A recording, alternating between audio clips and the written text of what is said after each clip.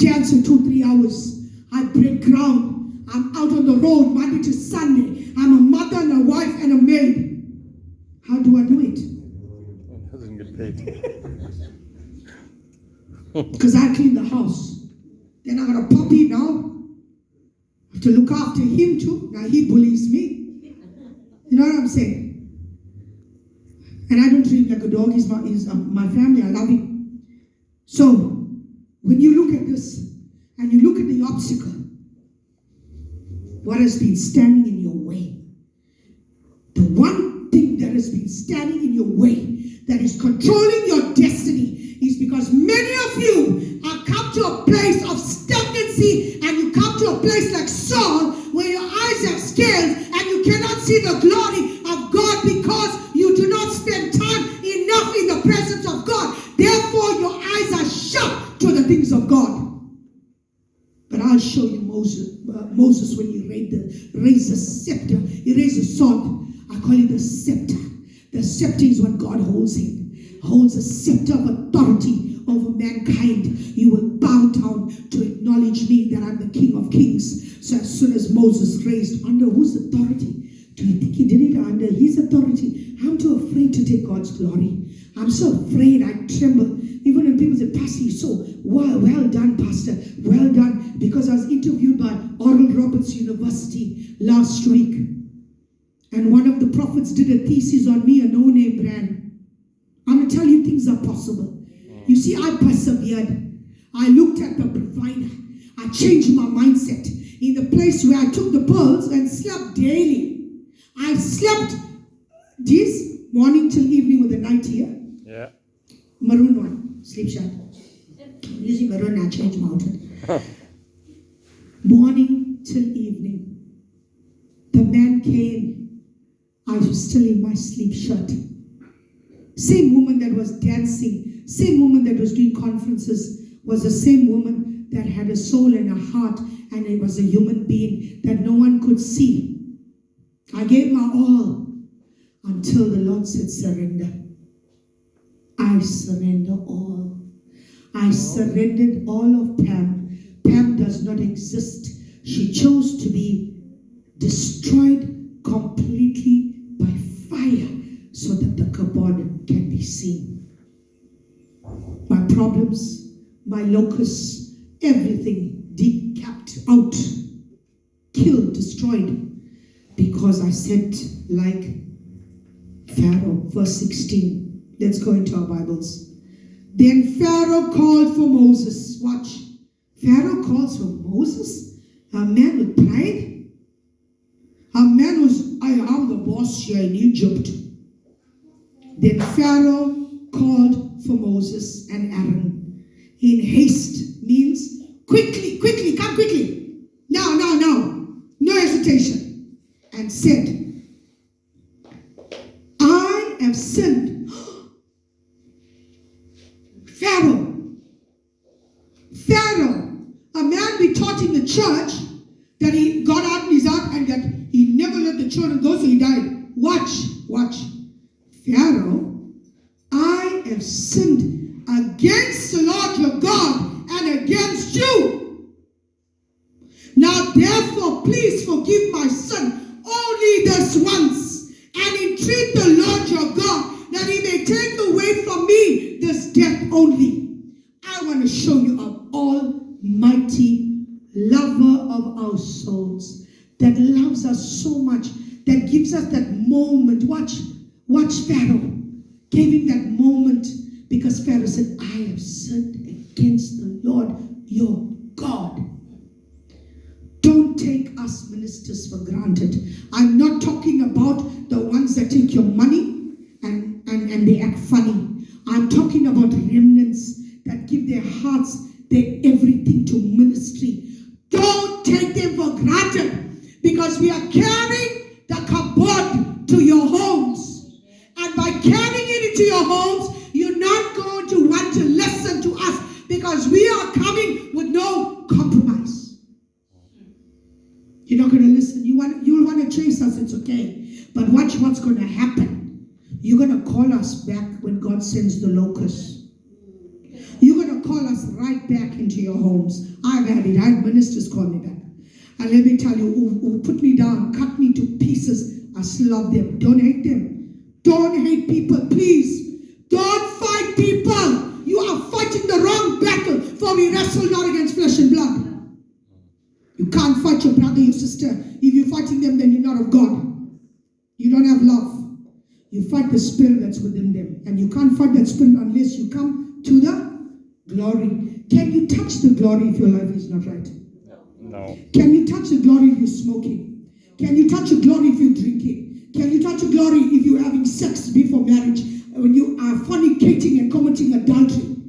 You know what you do with adultery? You fool, I'm seeing it.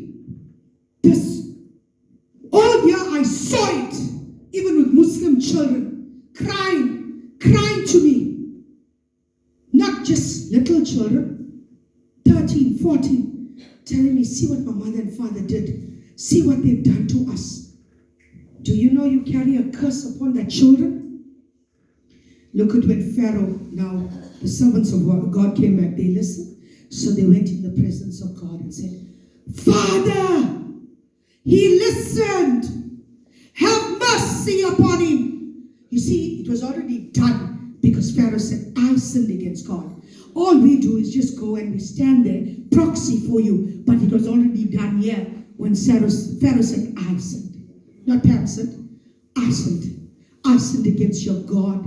I sinned against your God. I sinned against righteousness and holiness. Let me show you what happened. And the Lord turned a very strong west wind, which took the locusts away and blew them into the Red Sea. There remained not one locust in all the territory of Egypt. But the Lord hardened Pharaoh's heart, and he did not let the children of Israel go. Why harden his heart? At that point, when the scepter was raised, he acknowledged the Creator over him, that he can be a Pharaoh, but there's a high ranking, a great I am higher than him. So what he did, he respected the high ranking. He said, you know what, I sinned. Immediately God showed him the power, because he said, I sinned against you. Acknowledge that, you know what, I repent for my sin. Immediately God healed that land and took away the locusts. So today, if you are carrying anything that you're in bondage with, don't let your hearts be hardened by God, please. You know what's hardened? Hardened is at a place of no return. Hardened is when the sea opened up, consumed Pharaoh and all his officials that came against the children of God. He came against Moses. He started coming to devour, to kill, and to break, and to destroy. I want to tell you, in this season, you better change your mindset. Because you see, Pharaoh came with a pride, me, myself, and I. He chose not to change. He saw the authority. He saw the power of this God. He saw the miracles. He saw the sign. He saw the fire. He saw the kabod. He even stood in the glory. He stood in the glory. When the locusts were out, within seconds, the Lord just blew a wind and took every locust out and cast it into the Red Sea. Watch. Because he chose not to get rid of his locust of rebellion. The same sea that he chased Moses and Aaron and all the people of Israel to kill them was the very same sea that consumed him. The very same sea that his father killed the firstborns and buried them and drowned them in that sea was the very same God that showed him, hey, the sins of the father falls on the third, fourth generation. If you don't get rid of it now, let me show you what your father did. Your father killed those innocent lives. Now let me show you. You came after my people. You are the firstborn of your father, dead in the Red Sea. Dead. Who are you the firstborn to this morning? There's a king. His name is Yahweh. When you cry out, Abba, Daddy, let me tell you, don't be an orphan anymore. You want to listen to Papa. You see, children will listen. The reason why today we cannot get that relationship, Pastor Clive, with our Father is because many men and women today disrespect their fathers. disrespect their fathers. That's the reason why they don't know how to respect an almighty God, who's Abba Father, who's higher than your father. In my teachings next week, the following week, I'm going to show you the DNA pattern of Abba Father, where you have come from. Not an earthly father, he's a conduit. If you're hating, you curse him, you curse your seed, you curse yourself, because God used him as a seed to bring you forth. So change your mindset. Change your mindset. If you love God, let me tell you what people do. You'll shut it off and say, Father, don't be in the counsel of the ungodly. If people are persecuting, you don't have to be amongst them. Go and rub shoulders with those that are carrying the fire. And when you carry fire, let me tell you, it must latch on. So with your eyes closed, and I want you to stand up. I want you to rise up to your feet with your hands lifted high. I want you to come to the place today to say, Abba, Daddy, I surrender. I surrender. I give myself away so you can use me. I give all of me. You can have all of me, Father. Let me tell you today, if you're standing here and if you think you're going to get away, God has been warning. When he sends a prophet constantly into your house, please don't take me for granted. Do not take me as God's servant. I might play with you, laugh with you. That's me because I love. But please don't take the greater Dan inside of me for granted. You see, this greater Dan that is living inside of me gets greater Dan by the day, and is greater than your less than. Whatever your less than is, and you stand in the presence of the greater Dan, I'm going to tell you that the greater Dan is going to destroy your less than. Amen. I want to tell you there's no time to play games. When you come here, worshipers, come on, worshipers. I want to see you dance. I want to see you. If you came here to look around and watch who's looking at you, come on, worshipers, where are you? Where's the worship team? Come on, don't be afraid. You're not yet standing before Abba. Come on, go and start banging those drums. Bang those drums. You're declaring warfare.